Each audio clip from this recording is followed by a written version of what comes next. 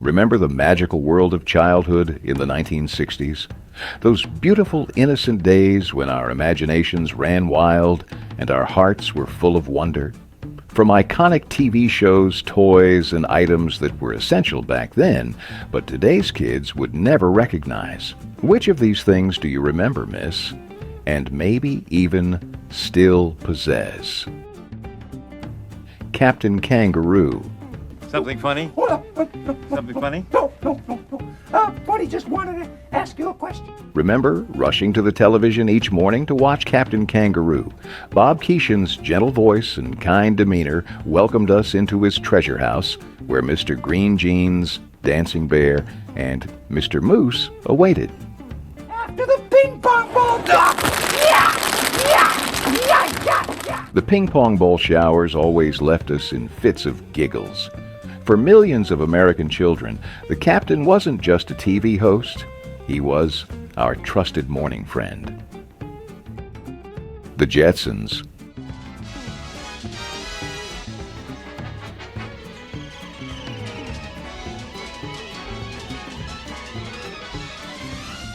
Oh, how we marveled at the futuristic world of the Jetsons.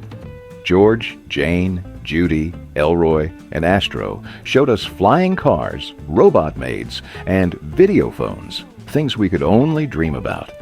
Remember, gathering around the TV on Sunday evenings, imagining what life in the 21st century might actually be like. The Jetsons gave us a glimpse of tomorrow while keeping us entertained in the present. Let's hear more on childhood shows later on. Do you remember troll dolls? Those wild-haired little creatures with jeweled belly buttons and mischievous grins. Troll dolls lined our bedroom shelves, accompanied us to school, and became treasured good luck charms. We'd spend hours arranging their colorful hair, creating elaborate stories for them, and collecting every size and color.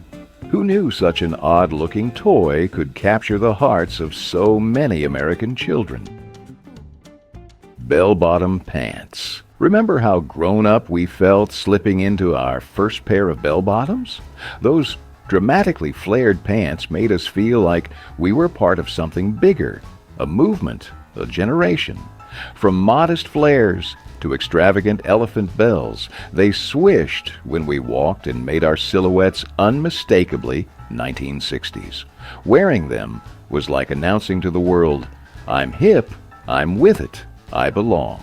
What made us even more hip were record players. Remember gathering around the family record player, the warm crackle before the music began? Those wooden consoles weren't just appliances, they were portals to other worlds. We'd carefully place the needle, holding our breath as it descended, then lose ourselves in the Beatles or Elvis while watching that black disc spin hypnotically. How many afternoons did we spend lying on the living room carpet, album covers spread around us like dreams? What else could you find in our living rooms in the 60s? Black and white televisions. Those hefty wooden cabinets with tiny screens that brought the world into our living rooms. Remember waiting for the tube to warm up, the screen slowly brightening with that distinctive glow? Rabbit ear antennas wrapped in aluminum foil, Dad constantly adjusting them for a clearer picture. We'd huddle together, squinting at Ed Sullivan or Bonanza, our faces illuminated by that silver gray light, never once thinking color was something we were missing. Today's kids would never understand the feeling and anticipation. Now let's hear more about those iconic TV shows from our childhood. Rocky and Bullwinkle. Your kanches. No, I'm Bullwinkle. You want round trip? Got any square ones? Fasten your seatbelts, please. I take a size 36. It's the missing... Wasn't there something magical about Rocky and Bullwinkle? That moose and flying squirrel duo outsmarted Boris and Natasha while making our sides ache with laughter. The show worked on multiple levels, simple enough for kids, but with clever wordplay and political satire that occasionally made our parents chuckle. Maybe installments? It's a mine. It's a yours. He was my uncle. Do you know what A-bomb means? Certainly. Those adventures in Frostbite Falls became part of our shared childhood language. Gilligan's Island. Well, how do I look? Ginger, believe me, you look like the Venus de Milo with arms. Who didn't dream of being stranded with Gilligan and the gang? Every afternoon after school, we'd visit those castaways on their uncharted desert isle. The professor's ingenious coconut inventions, Ginger's Hollywood glamour, and Gilligan's endearing clumsiness captured our hearts. I surrender to our passions, my love. Hi, Skipper. Willingly. There's a runway, so I thought I'd come over and Gladly. see if you needed anything at all. So I want to go where you go. right now? We secretly hoped they'd never be rescued, so their adventures could continue forever in our living rooms. Romper Room. Romper, bumper, stomper, boo. Tell me, do. Magic mirror, tell me today. Did my friends at home have fun at play? Remember the thrill when Miss Nancy or Miss Barbara seemed to spot you through the magic mirror? Romper Room taught us songs, games, and the importance of being a do-be instead of a don't-be. For many of us, it was our first taste of what school might be like. Viewmaster Viewer. Remember the magic of pressing that red lever on your Viewmaster? Suddenly, you were transported to Disneyland or exploring the ocean depths, all through those tiny color photographs on cardboard reels. The satisfying click as each new image appeared was like opening a tiny window to another world. Many a rainy afternoon was spent lost in those miniature adventures held right up to our eyes. The Monkees. Hey, hey, we're the Monkees. The prefabricated band that captured our hearts with their television antics and catchy tunes. Whether you were Team Davy, Mickey, Peter, or Mike, watching their zany adventures every Monday night was non-negotiable. We'd sing along to Daydream Believer and Last Train to Clarksville, imagining ourselves as the fifth monkey on their madcap musical journey. Now let's hear one more TV show and then we'll switch the topic. I am sure you remember this one. Bozo the Clown. Hi there, and welcome back to the Bozo Show. Hey, I've got an important question to ask you. Are you all set for lots of fun and fabulous prizes? Yeah! Whoa! The grand prize game, the bucket toss, that iconic red hair and painted smile. Bozo the Clown wasn't just a television show. It was an institution. Local bozos in cities across America invited lucky kids into their studios while the rest of us watched longingly from home. Getting tickets to the show often meant waiting years. But oh, how we dreamed of hearing our names called to play those beloved games. What was your favorite TV show growing up? Share it with us in the comments below. Banana seat bicycles. That sleek, colorful banana seat and those high-rise handlebars made us feel like we were riding choppers straight out of Easy Rider. Remember, racing down neighborhood streets, baseball cards, clothespin to the spokes to create that magical motor sound? Girls adorned their handlebars with plastic streamers while us boys popped wheelies to impress friends. That Schwinn Stingray wasn't just transportation, it was freedom incarnate on two wheels. Transistor radios. That little plastic box with its single earpiece was our connection to the world beyond our neighborhood. Remember hiding it under your pillow to catch the latest hits on WABC or WLS after bedtime? We'd cradle them in our palms during summer afternoons, adjusting the dial through static until we found that perfect song. These pocket-sized miracles made music personal for the first time, a soundtrack only we could hear. Today's kids would never understand the thrill of it. Light Bright. The magic of pushing those colorful pegs through black paper and watching them illuminate. Remember the satisfying click as each one found its place, creating glowing rainbows, flowers, or following the pre-printed patterns that came in those paper sheets. When the lights went out and your creation glowed in the darkness, it felt like you'd captured stars in a box, your very own constellation. Rock'em, Sock'em robots. The satisfying pop when you landed the perfect punch and your opponent's head shot upward. Those red and blue plastic pugilists brought the boxing ring right to our bedroom floors. Remember hunching over the controllers, fingers working frantically while friends cheered you on. Every match was a championship bout, every victory celebrated like we'd won the heavyweight title. No video game has ever matched that tactile joy. 45 RPM record singles. Those little vinyl discs with the big hole in the center were our treasured possessions. Remember saving allowance money to rush to the record store when a new Beatles or Supreme single was released? We'd carefully place them in paper sleeves, organizing and reorganizing our collections. That plastic adapter, the spider, was essential for playing them on the family turntable, where we'd sing along, memorizing every word. Do you see today's kids in excitement for records? I don't. A time when not everything was available in abundance. A better time, if you ask me. Swanson TV dinners. TV dinners, aluminum trays were the height of modern convenience, and today's nostalgic memories. Remember the special occasions when Mom would let us eat in front of the television? The Salisbury steak, the corn compartment, and that coveted dessert section with its cherry cobbler or brownie. We'd balance them on TV trays, careful not to mix the foods together, feeling incredibly grown up as we ate and watched our favorite shows. If you want to rediscover all of these nostalgic TV dinners, check out the video on my channel. Hula hoops. Who could keep it going the longest? Those colorful plastic rings set the neighborhoods buzzing with activity. Remember the sound they made as they whirled around your waist, the rhythm becoming almost hypnotic? Playground competitions would break out spontaneously, girls typically outlasting us boys, who'd eventually convert them into games of jump-through or rolling races. Such simple joy from a plastic circle. Chatty Cathy doll.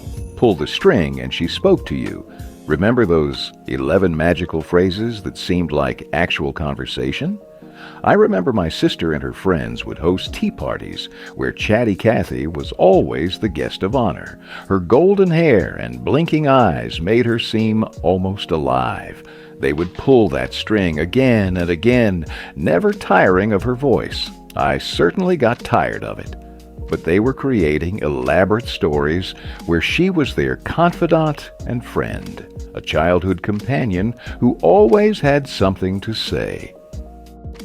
Playing jacks or marbles. Remember sitting cross-legged on the sidewalk, the cool concrete beneath you as you scattered those tiny metal jacks, the satisfying ping as your ball bounced while you swept up onesies, then twosies.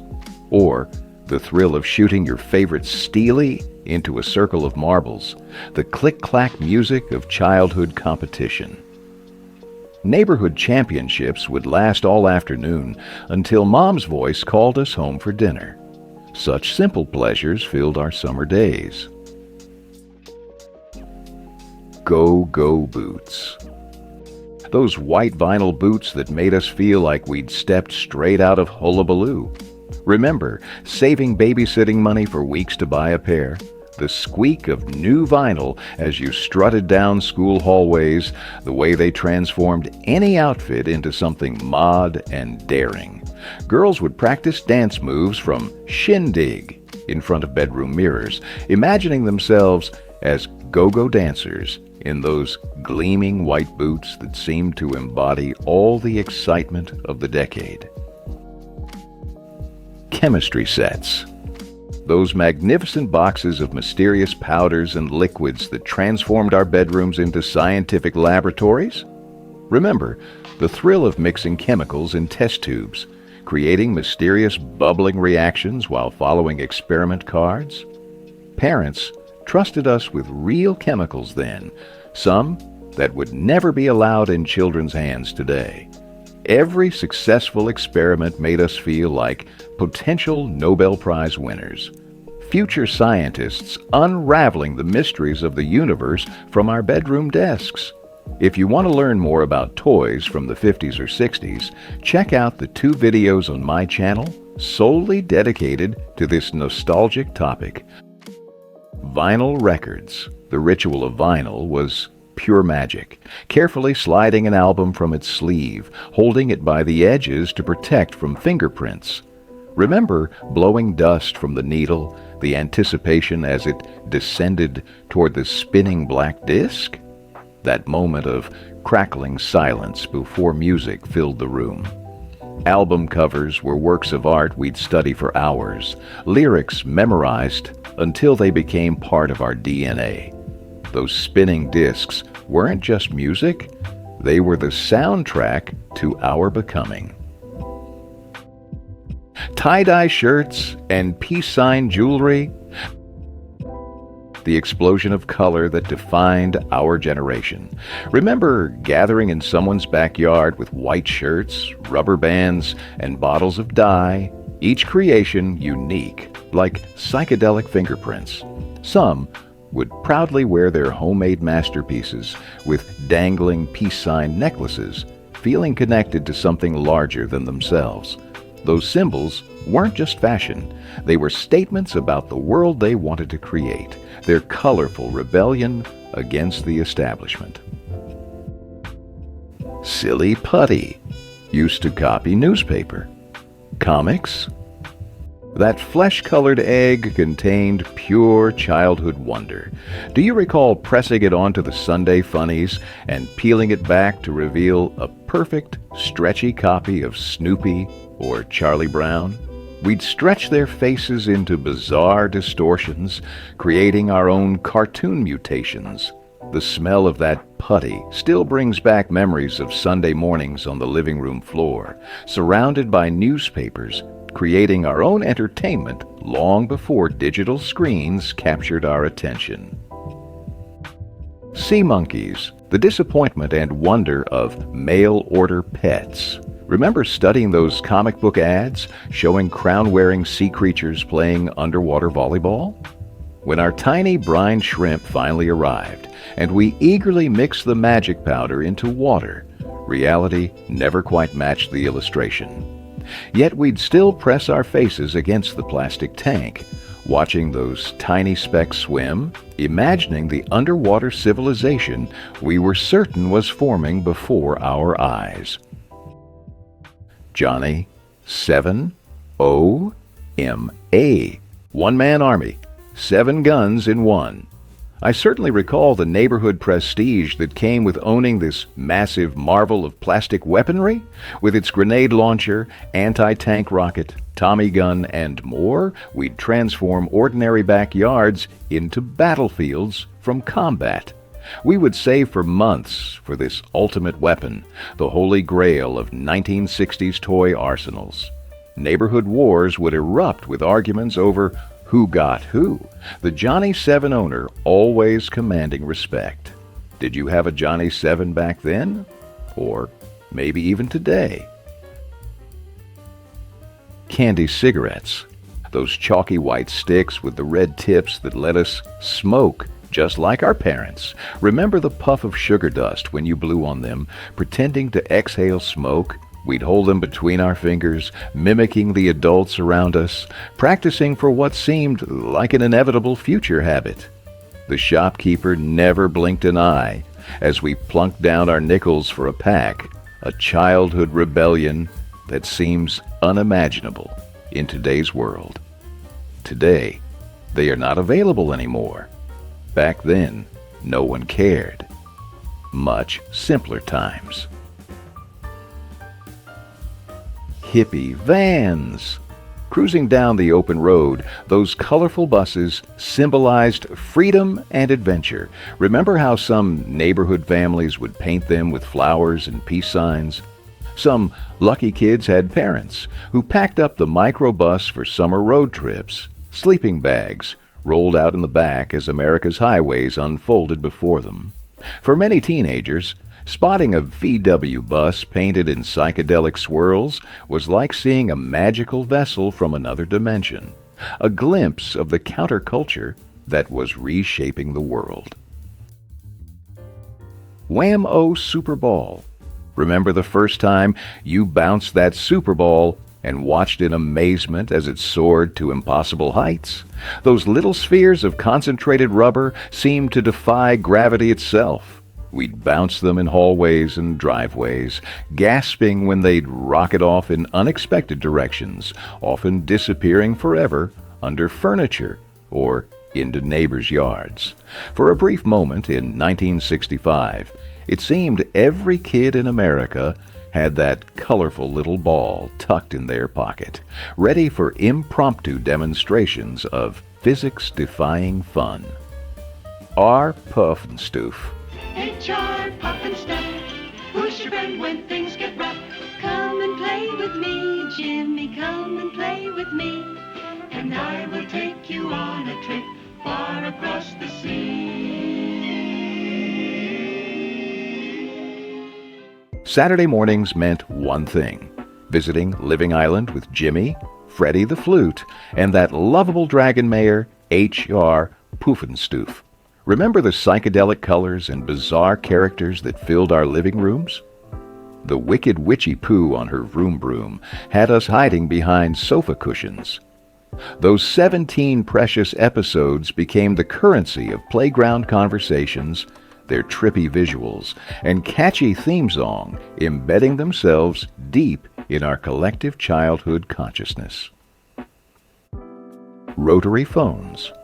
The familiar circular dance of dialing a friend's number. Do you recall cradling that heavy black receiver between shoulder and ear, finger poised in the metal dial?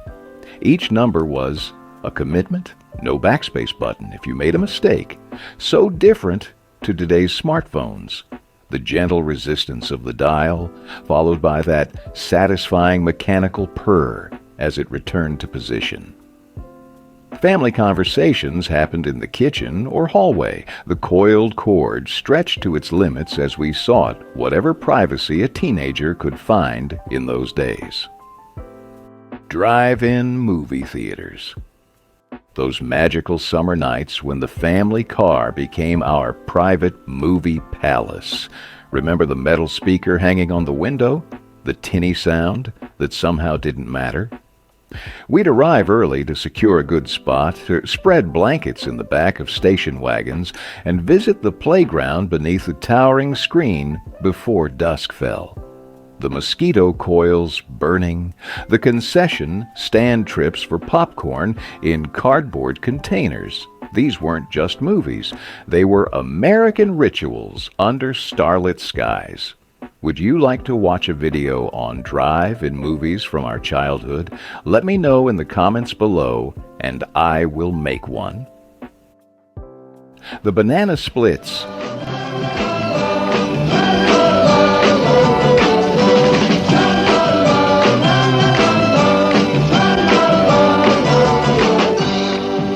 One banana, two banana, three banana, four. Those costumed characters, Fleagle, Bingo, Drooper, and Snorky, were rock stars to the elementary school set. Remember rushing home to catch their zany adventures and catchy tunes? The banana splits were like the Monkees reimagined for the younger crowd. Their psychedelic clubhouse, a place we desperately wished we could visit. Those colorful animal rock stars, with their dune buggies and slapstick comedy, were the perfect embodiment of late 60s television magic. Space food sticks? Eating like an astronaut was the height of 60s coolness. Remember those chewy, cylindrical snacks that made us feel connected to the space race? Originally developed for Apollo missions, these shelf-stable sticks in flavors like peanut butter and chocolate had us pretending our bedrooms were space capsules orbiting the moon. Every bite was a connection to our national heroes, those brave men in silver suits who captured our collective imagination as they reached for the stars.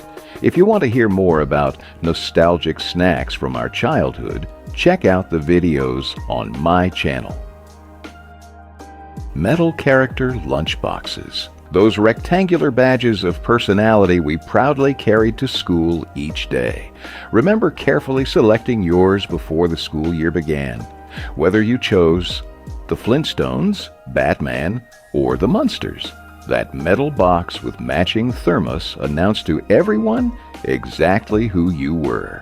The satisfying click of the latch, the gentle rattle of contents inside. These weren't just containers for sandwiches and apples, they were statements of identity in a world where children had precious few choices to make.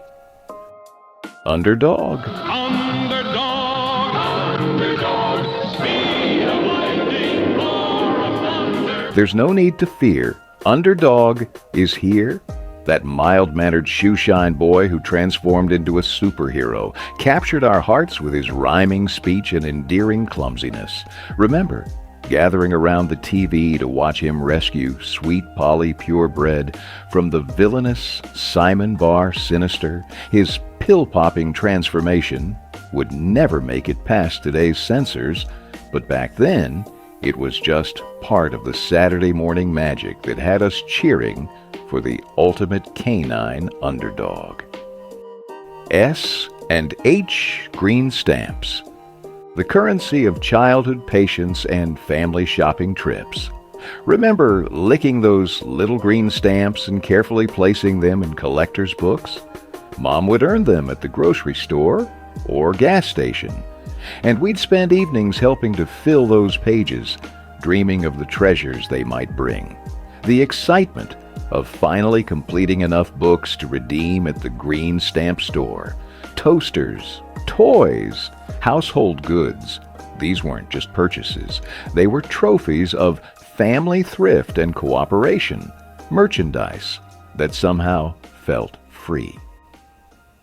Slot car racing sets. Remember the electric buzz of tiny motors and the ozone scent that filled basements across America? Hunched over our Aurora AFX tracks, we'd grip those plastic controllers with white-knuckle intensity, thumbs delicately modulating speed around hairpin turns. The satisfying click as cars snapped into their slots. The devastation of watching your prized Cobra fly off the track during a too ambitious curve. Our weekend races would stretch for hours.